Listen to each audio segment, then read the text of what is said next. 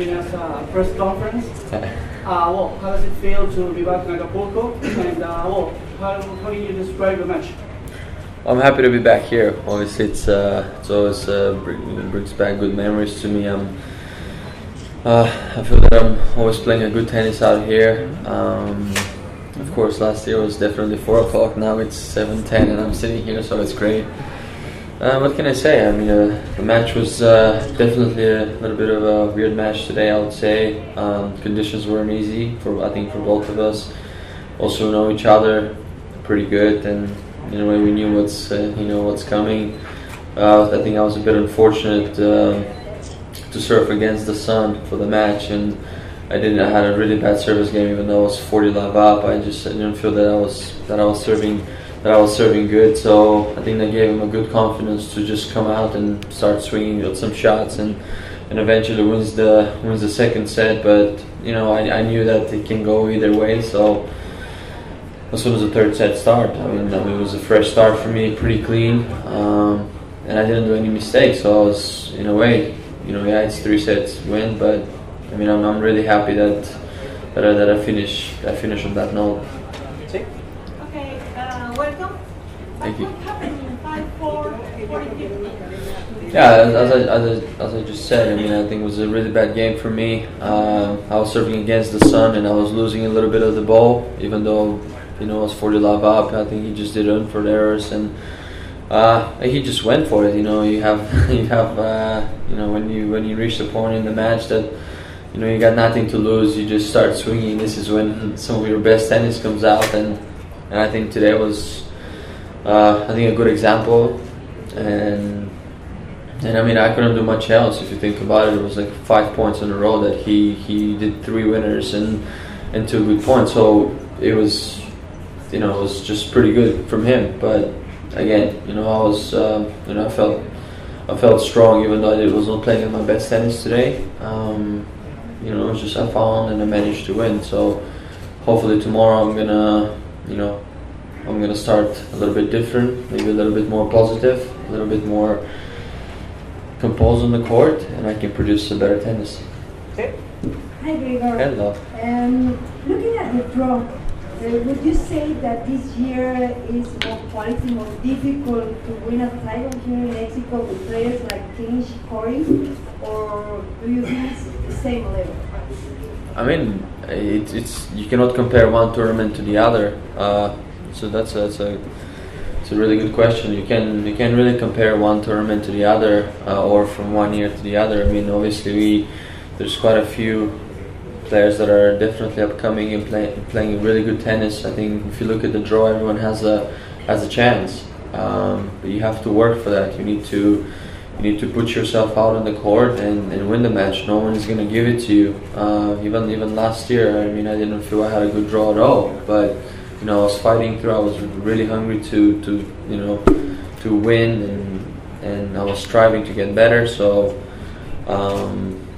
yeah, I mean it's everything. Everything is possible. I think if you look at the draw, everyone is playing good. It's just top players, and you gotta be ready. There's no shortcuts. That's for sure. Okay. Hi. Do you feel some added pressure because you are the defending champion? I think it's a good pressure. It's always nice to have a little bit of sort of excitement, a little bit of butterflies in your stomach coming out to play. I think this is what we all, as an athlete, really like to have that feeling. And when you get on the court, everything is changing.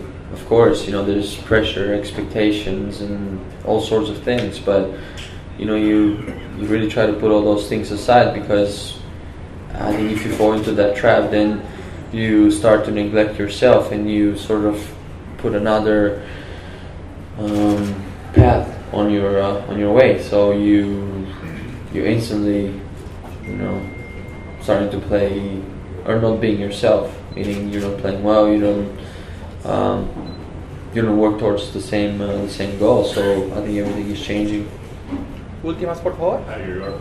Last year you were playing tennis on a platform with Living Shark, and this year they took you to the Quebrada. And you posted a funny picture on Instagram You think it's funny? I thought it was scary. Yeah. I don't want to know what your mom told you. I spoke to her this morning.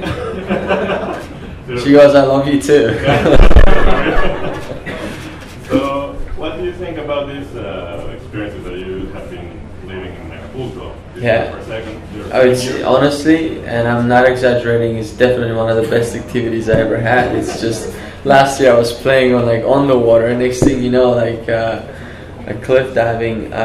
Really, it's I think it's all those kind of experiences are really unique, and I think in the same thing it really also helps us, but also helps the tournament. I think it's really exciting when you get the chance to do something different and to meet the people that are staying behind that, and you see up there's a little praying little chapel that I was like, okay, there's a reason why they have that one there, and when you look down and yeah, I mean, I think it gives you a different perspective, and you get in a positive mood, and you see not only life, but I would say different sport from a different angle. Here goes nothing. Here goes nothing.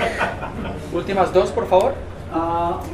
Well, we saw you playing with some type of rackets at the Australian Open, and suddenly you changed. Can you tell us something about it? There's in a way there's not much to say about it. It's just a process for me that I need to go through. Honestly, there's nothing, who knows what behind it, but it's just a process that I need to go through the proper way. That requires for me to to keep also certain privacy about it, but in the same time to explore my options to the best end, because whatever I do next is going to be probably for the rest of my career. Última. Grigor, Mexican Open has been a platform for so many players to become a number one, like Rafa Nadal. So long time ago, you were a kid, Thomas Muster. And what are you expecting? What's your goal in your tennis career? Ooh, that's a very good question. It's of course it would be a cliche if I say I want to be number one. I mean, that's not a secret, but I think first of all you need to go through all the stages, and I think slowly I'm getting through that. Took me a while to get to top 10. It's not so easy to get to top 5, and then eventually get to number one. But I think everything has to take its toll, its time, and I think one of the most important things for me is to really, stay positive, stay healthy, and work to get my game better. Because I think when you put all those things together, the results and everything else is inevitable. It's just things are starting to come into its place, and next thing you know, you're lifting big trophies from big tournaments, and everything is changing for you. But until that moment comes, I cannot talk much about it. Of course there's a lot of expectations, people are waiting for this and that, but nothing has been there yet. So let's lay low till the big thing happens.